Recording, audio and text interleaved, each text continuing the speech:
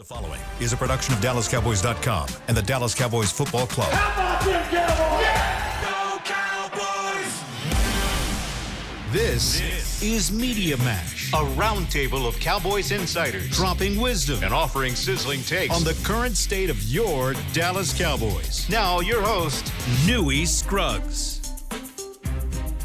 Media Mash time on a Thursday, everybody, from the Star in Frisco, getting ready for the Dallas Cowboys against Chicago Bears in Chicago, 3:25 on Fox TV. Jean-Jacques Taylor, the author, Hall of Famer Ed Woodard is here, the greatest writer ever in Footwear Star Telegram. All right. Beat writer Nick Harris. It makes me feel facetious. No. It seems sincere to me. I'm easily the fourth best at this table. So No. So I think you do an outstanding job. thank you, Ed. yes, you You do it different, and I like that. Thank you. I appreciate that. yeah, you do, and it's good. I like it. Thanks, Newy. Okay? Appreciate it. I'm reading it. It's kind of like Bob Sturmish. I'll take A that. lot of breakdowns that normal beat writers don't pursue or can't pull off.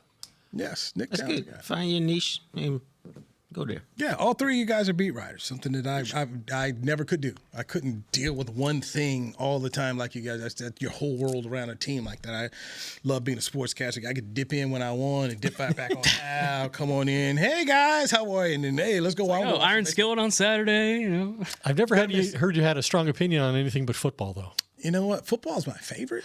You know, it's my favorite. I wouldn't have guessed that. I would have guessed basketball, to be honest.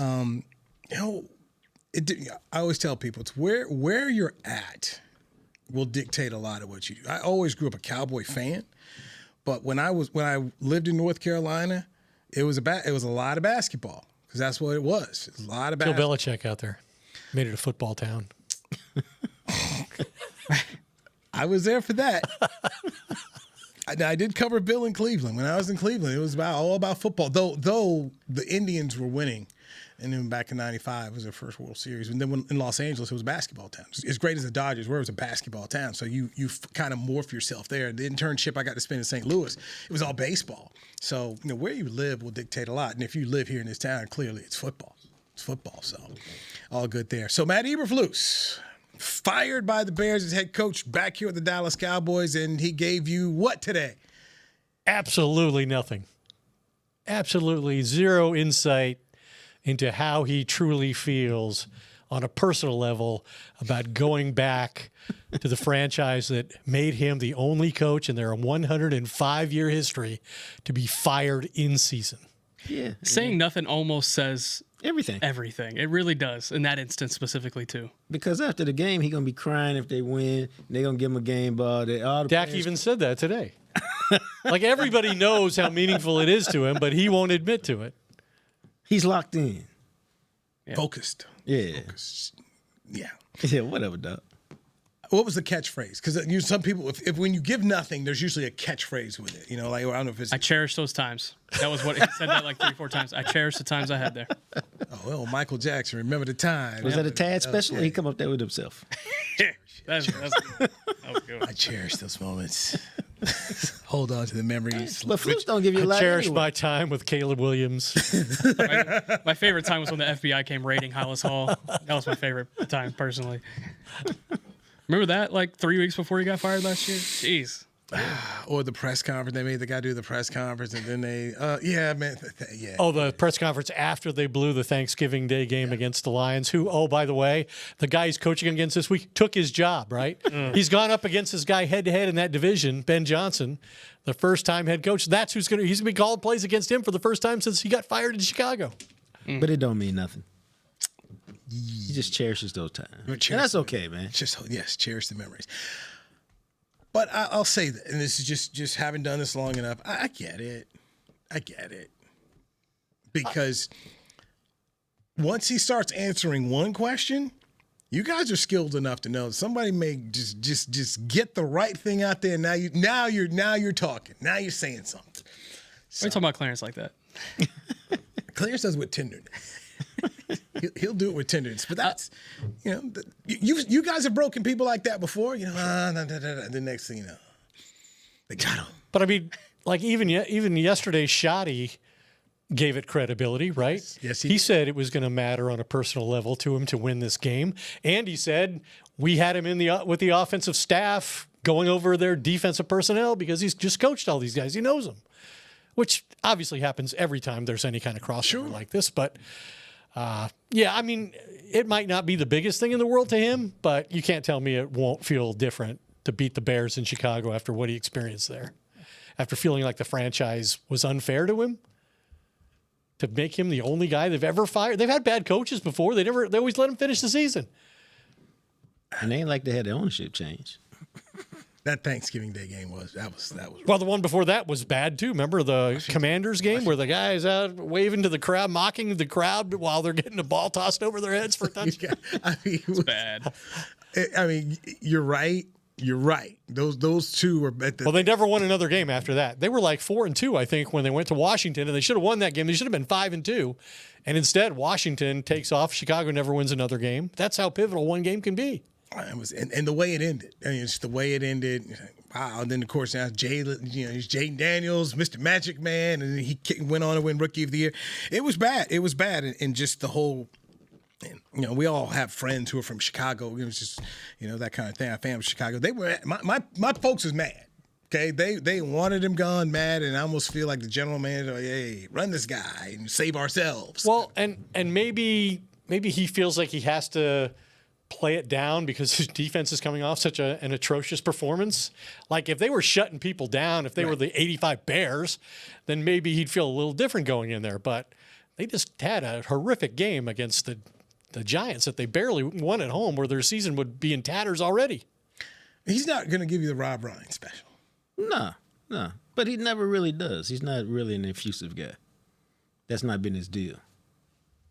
So what are you going to write? You two gentlemen writing it. That he cherishes those moments, man. I literally have been thinking all week about writing this column for WFA's website. I do one column a week, and this was going to be it. I decided long ago. And I couldn't wait to do it. I've been accumulating information, all these great facts.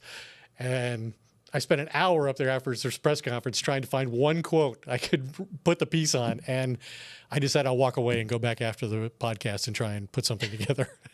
Same approach.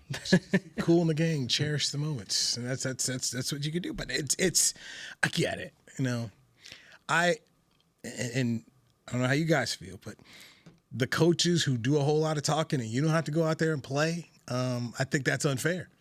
Hey, he's not Buddy Ryan, that's for sure. He's not, or his son, Yeah. or his son Rob. I mean, Rob left here. I'll get a job in 15 minutes. So, so I can see that. I also think that obviously he's been a subject of controversy here because of how poorly they played in week 2 against the Giants. And I mean, Russell Wilson's had 201 starts in his Super Bowl winning career, and he's never thrown for more yards than he did against them the other day at 450. But I think people overlook the hardship that he inherited here. Like having 3 different defensive coordinators in 3 years and being the last of those guys, like you're not going to have the personnel that you want to play your system, right? Then you couple that with, a week before the season, or trade Micah Parsons, the guy who was supposed to, be the centerpiece of my entire defense. Wait a minute. He was unanimously on board with that trade. Oh, you think so?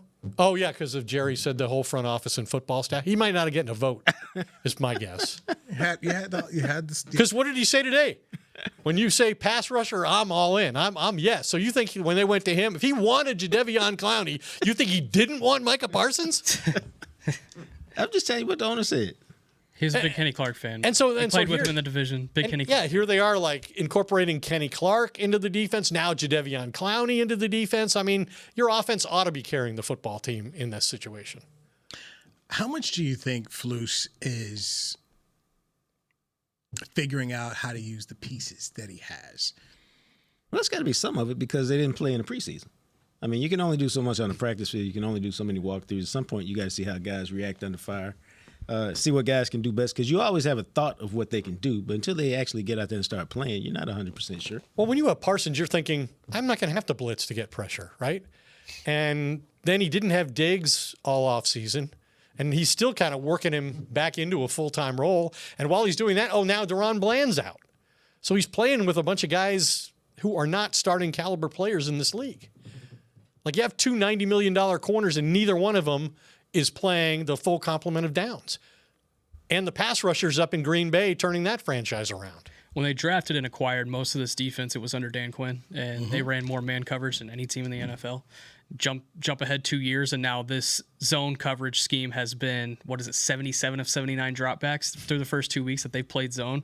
It's first by a mile, and so you have a lot of guys that were drafted to be man coverage personnel wise, that was drafted to be man guys. You jump ahead 2 years, and now these guys are being asked to do something completely different. And you look at a guy like Donovan Wilson; it's not helping him when he's the one high safety on 4th and 4, and Wan'Dale Robinson's streaking down to the end zone, or in another instance when Malik Neighbors in the first half had the long touchdown where Trayvon Diggs gave him too much cushion. Donovan Wilson wasn't there to be able to help out because that's not what they've played. That's not what they've been accustomed to, even though you should have safeties that should be able to cover half the field, but these two do not. Isn't it the coach's job to put the players in a scheme where they can succeed, or put them in position to succeed, and understand that I ain't got the corners that I want, so I can't really do what I want to do until I get those guys? Yeah, and Schottenheimer mentioned it in his introductory press conference, and he's mentioned it multiple times. Like, we are not going to ask these guys to do something that is not to their strengths. I can't tell. That is exactly what's happening on defense. I mean, now, offense, I'll give him credit. He's right there. But on defense, that is not as what it is. But it's basic. Yeah. I mean, it is. It's so simple. I mean, they're not even running buzz coverages. I mean, there's nothing complex to it. I mean, it is simple. Cover 4, cover 3. You'll have the occasional cover 2 man. Well, isn't the whole that's it. philosophy of playing zone to prevent the big play? Exactly. And that's so exactly how do you give up 7 big plays? Because you have 2 really bad safeties. You have 1 really bad and 1 bad safety. I mean, it reminds me, and Ed can remember this because we're that old. Knew we can too. Larry Brown. You know, he's here playing a little man in zone stuff. He goes to the Raiders. Hey, we need you to bump and run press. Yeah. He's gone in like 2 years because that ain't what he do. That's literally not what he does. Not Lester Hayes or Mikey. Well, I think it might have been you, Nick, who asked Eberflus today about all the zone coverages, and he said he made some quick reference to the personnel you have available. He also said it depends on the matchup too, and I was like, well, if that's the case, then like when you're going up against this Chicago offense on Sunday, there better be some man coverage incorporated because you have a lot of young receivers that I don't think could handle the physicality of a Trayvon Diggs press or a Kyer Elam press because those guys are just generally bigger. You look at DJ Moore. I think that's a guy that they could overpower physically if they put a hand on him. But we'll see. I think there's a lot of lip service being involved there. I think this team, you're still going to see them run more zone coverage than anybody in the league. So they get what they get. When does Eberflus say, okay, I need to make these changes? Because we talked about not playing guys in the preseason. So when is it you say, okay, this is what I've got, and is it 3 games? Like, when do you make? Well, it was like 3 games for Mike Nolan, right? Before McCarthy said, we've got to reduce the playbook here on defense. Like, it was early in the year. And didn't save them anyway. They still had one of the worst seasons in defensive Cowboys history, and he got fired after 1 year. But I would think they would change starting this week. When's the bye week? Because that's what's happened the last 2 years. That week is too far down. Yeah, it is. It is. Yeah. So they got to win these games now, as we've talked about with their schedule. You got Chicago, and then the next week a little different. Like, Giants were arguably the most winnable game on their whole schedule, and they almost blew it. But they didn't. And that counts the same for this team right now. The same. That's big time. They didn't. Yes, Chicago must win because the Packers are coming to town the next week, and that game's going to be on NBC Sunday Night Football. So everybody gets to watch this one. All right, more for the Media Mash with Nick, Ed, Jacques. I'm Newy Scruggs. This is DallasCowboys.com. Hey, Cowboy fans. Keith Davis here, former Cowboys safety. Keith Davis into the end zone. You know what separates champions from the rest? Making the right move at the right moment. With blockchain.com, that's never been easier. The Cowboys became America's team by striking bold when it mattered most. Now it's your turn. Invest like your icons with blockchain.com. Visit blockchain.com/Cowboys today to get started and learn more. That's blockchain.com/Cowboys. How about them Cowboys? Or how about them Tyson Cowboys Nuggets? As we cheer for the stars on the field, we love that we've also got some stars on our plate, thanks to Tyson brand star-shaped Cowboys Nuggets. That, along with all our other favorite Tyson Foods products, sure make game day special. Score some delicious Tyson Cowboys Nuggets and become a game day star, just like our Cowboys. As you enjoy your stars on and off the plate, remember, tailgates and game day have always been Tyson. Cowboys fans, SeatGeek is the only primary ticketing partner of America's team and here to help you experience all the action this season. SeatGeek makes it easy to find the perfect seats to the perfect game, so you can be part of all the touchdown celebrations and momentum-shifting takeaways this season. Whether you're getting tickets to Cowboys games or to any other live event in DFW, SeatGeek is the place to do it. SeatGeek is the official primary ticketing partner of the Dallas Cowboys. SeatGeek. Look, school is starting and I'm just a kid. And let's be honest, I'm not going to shop for myself. But we can get up to 40% off back-to-school essentials on Uber Eats. Did I mention I need poster board for my science fair, lunch for my field trip, and unlined note cards for my history quiz tomorrow? Or were they lined? Anyway, Uber Eats has like all the back-to-school stuff on there. So come on, let's order now on Uber Eats and get up to 40% off. We're cool, right? Cool. Not literally everything. Promotion ends 9/16. It is subject to change or cancellation. Exclusions may apply. Check app for availability. Back to Media Mash. Media Mash. Right here, we got Ed Werder in the house. We've got Nick Harris here. We got Jacques Taylor. Chris, my bad. I forgot the reads. Yeah. Something about Tostitos and fan experience. Okay, so we got the Tostitos Cowboys bags. You know, the theme Can we get Cowboys some bag. Chris is working on that. Can we get some bags? Yes. It's a bean dip. And I want the bean dip. They've got the experiences that go with the bag here. And you can win it or something. Yeah. I'm going to find that read. Is this why we don't have a sponsor? It's part of the reason. But hey, it's progress, not perfection. No, I kept it. And then actually yesterday I had to fill out an invoice for Chris. Oh, is it that time? All right, we need to vamp here. So I think we're going to have to go for a while. It's not in there. It's not in there, Chris says, because I took the read. Anyway, we'll get that read here. Here's something that I looked at. Talk about the Bears and Cowboys issue. Numbers here. Penalties committed. The Bears third most, 20. You got the Cowboys at 16, tied for 10th. And then penalty yards, the Bears with 177, third most. The Cowboys are sixth most with 148 here. The penalties are killing these teams. And this is something I look at along with the turnover margin, where the Cowboys aren't good and neither are the Bears. They've got to figure out how to make these things a plus for them on Sunday, in my opinion. Bears tied for 25th in turnover margin. The Cowboys are tied for 22nd. Well, if you don't play coverage and you don't pressure the quarterback, you're not going to get a lot of takeaways. Nope. And if you're playing from behind, you ain't going to get a lot of takeaways because everybody's conservative. Yeah. Except for Russell Wilson. Yes. Can I add a stat to those penalties? Sure, man. The Bears' offense ranks number 1 in the NFL through 2 weeks in offensive penalties per game and co-ranks for number 1 in pre-snap penalties. I was going to say, are most of those pre-snap? Yep. Got it. Lack of focus, concentration. That's why you're not having championship practices. I think it's That's why you're not having championship ad reads either. Wow. So stay there. It be on He people. said, hold on, let's stay. Stay there. I was going to say this for another, but you walked into it. Let's go right there. Okay. Ben Johnson, the head coach of the Bears, talked about how they're not practicing at a championship level. And I'm hearing the press conference, and immediately I come to my mind. First thing comes to mind is Jimmy Johnson, who you know, Ed, you covered Jimmy, and Jimmy was a master at talking to the media. He was a master. But his real audience was the locker room. Yes. And he knew how to work. You know, he was the head coach. Norv was Norv was calling the plays. Wannstedt was calling the defense. There was Butch. I mean, he ran the football team. And I'm sitting here. I'm like, Ben Johnson, you're not a coordinator. You're not a coordinator. You're the head coach. If they're not practicing right, brother, that's on you. This is what you're paid to do. I was. And the question to me is always, give me an example of that. I mean, because what does that mean?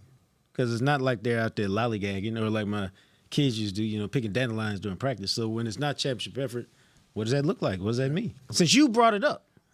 You know who said that last? Mike McCarthy last year, week 3. Details and practices were not being adhered to. That was the famous question where he asked if I was being dramatic. Broadcaster Mike? Wow. Fellow broadcaster now? Green Bay Mike. So the thing about that, and I was just wanting to address that, is he's responsible for what he accepts in terms of Thank you. practice effort. So is it truly not to his standard, or is he trying to get more? Is he trying to put these guys on notice and get a better performance out of them through the week and again on Sunday? So are they going to play lights out or to the best of their ability in a way that we haven't seen yet this season on Sunday against the Cowboys because they all got called out? Or is he trying to say whatever happened Sunday it's not my fault because I coached them well, but they're not putting in forth the effort. Well, that's on you. Yeah, Like I mean, that's like when in the teachers- NFL, you get what you tolerate. Yes, this is true. You get that at home too. You got badass kids. Granted, this is not the team he's built. I think that's probably the one. Well, then you got to get rid of them guys. I mean, you got to have the Michael Irvin list. I mean, we can say that, but here was a guy in demand. You could have any job you wanted. Thank Pick this one. Fair. That's Thank fair you. point. That's Thank fair you. point. Last 2 years, people wanted to hire you. You said, "Nah, let me come right here." So this is it. But ultimately, wherever you go, you're the head coach. Yeah. And when you say stuff like this, it's just in my mind. You're not a play caller anymore, man. You're not. This isn't on Dan Campbell. This is you. This is what comes with the meal. And if they're not practicing to the standard, that's on you. And you have to fix it. So to stand up in front of the media and says that, it's almost like you're pointing the finger. You're indicting yourself. Yeah, you're pointing the fingers in the room, but really all you're doing is making yourself look bad here. Because that to me is like, and granted, I go back to what Buck Showalter told me one time. He's like, hey, your first time doing this, you're going to step on yourself a little bit. And I think Ben stepped on himself there. And hopefully he's smart enough to figure out to clean that thing up because that's just that was a bad look. Has Shoddy stepped on himself? No. Not to me. You know what? For me, no. I would say no. What anybody else? With anything he said? Yeah. Said, did. I think there's a lot of like the Ben Johnson, qualifications. like the Ben Johnson moment. Has Shoddy had a Ben Johnson moment where he's like, hey, we got bad practice habits and like it's like, dude, you're the coach. If only I don't think someone so. could fix that. Right. You could fix I don't think there's been any case to this point where he's looked foolish in saying something as a first-time head coach. I actually give him a lot of credit for how he handled the Micah situation. Every day he got questions about it during training camp. Every day, very consistent with how he was approached with it. I'll say this. And I think it was borderline. He didn't go all the way across the line when he said, we need more physical practices. Oh, we did it good for two sessions, and so now we're good. maybe it's because I also look at Mike, and there were just so many times where I thought Mike McCarthy was just like, dude, you're not in Green Bay anymore. What do you mean?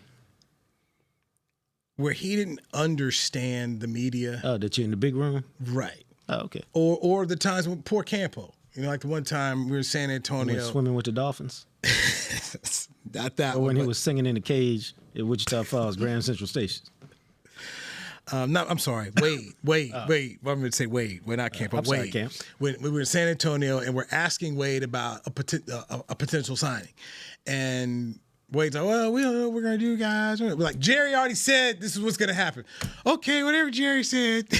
There be time. Well, that's kind of what happened with Shoddy and Jadeveon Clowney after the game the other day. And hey, Jerry just signed Jadeveon Clowney during the game, or I guess the deal was done before, but right. Jerry announced it to us, and he hadn't told the coaches apparently that it was in his mind a done deal. And one time they're talking, and Mike McCarthy literally says, I don't know why I'm here. it was, I know it was like draft coverage, and everybody's asking Jerry and Steve, and Mike is just saying, he's like, I don't know why I'm here. Yeah, we get it. You knew that when you lied to get the job. He watched every game. Watched His words, not mine. Every game. He put himself out there like that. The great producer Chris Bean got me the reads here. Tostitos team bags. There it is. They're back, and you can get the official chip of the Dallas Cowboys at your local store, available for a limited time. Scan the QR code or visit FritoLayExperiences.com for a chance to win epic experiences all season long. One lucky Cowboy fan will win an epic game day experience and get to be a part of the Cowboys Thanksgiving Day traditions, courtesy of Tostitos. Our final break coming up right here on the Media Match with Jack, Ed, Nick. I'm Newy Scruggs. This is DallasCowboys.com. How about them Cowboys? Or how about them Tyson Cowboys Nuggets? As we cheer for the stars on the field, we love that we've also got some stars on our plate, thanks to Tyson brand star-shaped Cowboys Nuggets. That, along with all our other favorite Tyson Foods products, sure make game day special. Score some delicious Tyson Cowboys Nuggets and become a game day star, just like our Cowboys. As you enjoy your stars on and off the plate, remember, tailgates and game day have always been Tyson. Cowboys fans, when it comes to navigating the ever-changing world of tax, your business needs a partner it can trust to tackle even your biggest tax challenges. Ryan is the largest firm in the world dedicated exclusively to business taxes. Our team of tax professionals has local expertise in all areas of tax and can help you uncover savings opportunities you didn't know you had. Learn more about how Ryan can improve your overall corporate tax performance by visiting Ryan.com. Ryan, the official tax partner of the Dallas Cowboys. Look, school's starting and I'm just a kid. And let's be honest, I'm not going to shop for myself. But we can get up to 40% off back-to-school essentials on Uber Eats. Did I mention I need poster board for my science fair, lunch for my field trip, and unlined note cards for my history quiz tomorrow? Or were they lined? Anyway, Uber Eats has like all the back-to-school stuff on there. So come on, let's order now on Uber Eats and get up to 40% off. We're cool, right? Cool. Not literally everything. Promotion ends 9/16 and is subject to change or cancellation. Exclusions may apply. Check app for availability. Hey, Cowboy fans. Keith Davis here, former Cowboys safety. Keith Davis into the end zone. You know what separates champions from the rest? Making the right move at the right moment. With blockchain.com, that's never been easier. The Cowboys became America's team by striking bold when it mattered most. Now it's your turn. Invest like your icons with blockchain.com. Visit blockchain.com/cowboys today to get started and learn more. That's blockchain.com/cowboys. Back to Media Mash. The countdown to game day starts with Rally Days, presented by SeatGeek. Get a behind-the-scenes look at AT&T Stadium, meet the Dallas Cowboys cheerleaders and alumni, play games, win prizes, and more. Get your tickets at attstadium.com/rallydays. Nick Harris, the Fort Worth Star-Telegram, Ed Werder, Channel 8, and he's a Pro Football Hall of Fame media writer. We've got Jean-Jacques Taylor, long-time author and former beat writer of the Cowboys. I am Newy Scruggs. We are here. Look at that. You did the Tostitos read, and then we got another sponsor. Hey, man. See how that happens? I do what the game asks you to do, as Ron Washington once said there. Okay, Kevontae Turpin spoke in the locker room today. Turp was in the media tent at the Giants game, did not return. Medical tent. A lot of folks worried. What? Didn't finish the game. No, yeah, it's number 9. Should we expect? He's good to go. And practice report came out. He practiced fully today. In fact, the only player that did not practice fully was Deron Bland, who again is still not expected to play Sunday. He's a long putt. Very long putt now. It's like a long putt at St. Andrews right now. But Turpin said it was not so much a neck injury as it was more shoulder, trapezoid, and he feels fine about playing. Trapezius. I said trapezoid yesterday, and I got beat over the head with it. So apparently trapezius. No. I don't know. I'm not a doctor, Ed. The doctors are calling in, huh? They are. So, they're like, trapezoid's a shape. And I was like, yeah, I know that. It's been somewhat surprising how much he's been involved offensively. Well, see, It is. I think that's a good thing, though. Yeah. I think it is too. He's one of your more explosive players. They're running it to him. They're throwing it to him. That's a good thing. see, I'm not. And this is just, I'm a big believer that when you get these guys, sometimes just look at the tape they did in college. Yeah. Gil Brandt used to tell me, he's like, if they're doing it here, then, you want to see if they can do it, let it translate. And there were times that watched a lot of his games, like, this guy can help you win games. And I didn't think Mike used him enough. You don't have enough explosive players on offense not to use this guy more than 1 or 2 times a game. Right. Right. And you get him in space, or you give him opportunities to get in space. Quit throwing his deep ball to him at 5'8", and let him see what he can do. And it's not necessarily a surprise, too, when he signed that $6 million price tag per year over the offseason. So you're not doing that just for a kick returner. No, I like the fact they run it. They let him run a little bit. But they've eliminated all the CD running plays so far, right?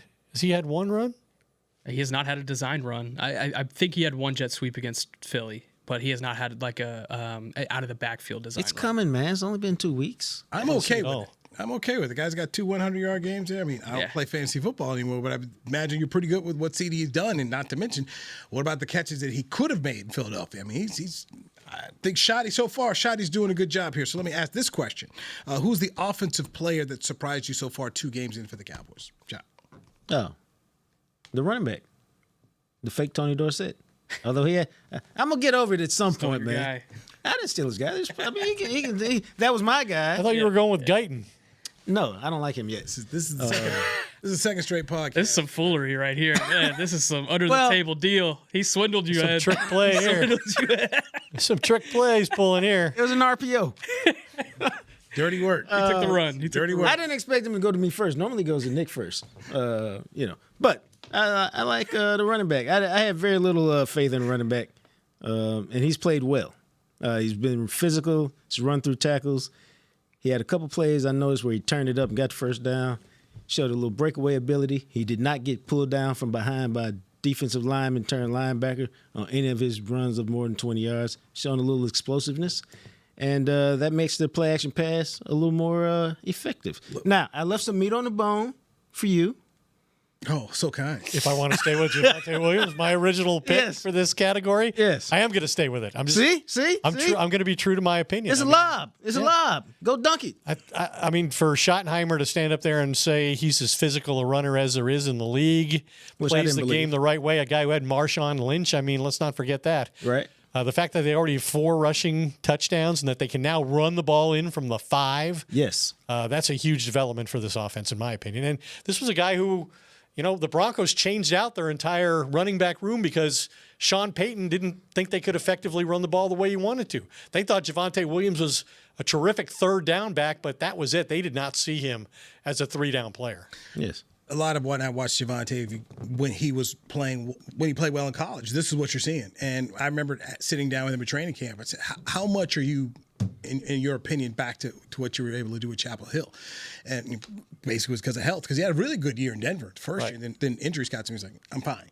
And tore his ACL. Yeah, and so far we're seeing he's fine. He's fine, and he's a good running But they back. told us Zeke was fine when they didn't show him to us in camp last year, so wasn't a lot of credibility when they were saying, hey, don't worry about the running game. This guy's going to be fine. No, he's been fine. No, he's been really good. Yeah, I never bought that. All right, Nick. Yeah, big surprise. Peek behind the curtain. We all said Javonte in the break, but and I thought Jacques was going to go with Tyler Guyton. That wouldn't be mine. Mine is actually Brian Schottenheimer. As a play caller, I didn't expect as much creativity as we've seen through the first 2 weeks. They're utilizing motion, top 10 in the NFL right now. The aggressiveness on short yardage situations too is very interesting to me, just because in the Mike McCarthy system and even before, I feel like for the last decade and a half, in short yardage situations, hand the ball off for quick passes. They are trying to just pick up the first down and figure it out from there. And I remember asking McCarthy about that a couple of times last year, like, hey, you had a 2nd and 2 from the 45. Why not take a shot here? And it's like, we'd rather get the first down.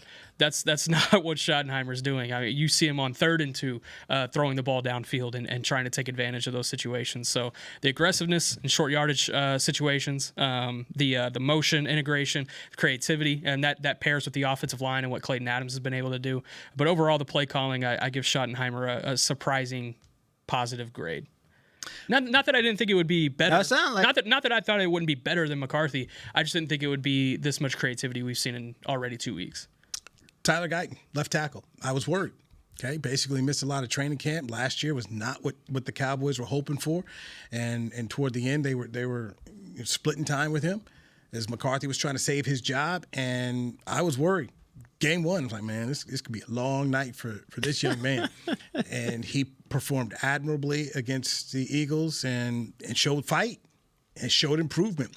And so for me, yeah, because you're not going to win in this league if your left tackle is getting beat on the rag. And it didn't happen. What about if your right tackle's getting beat?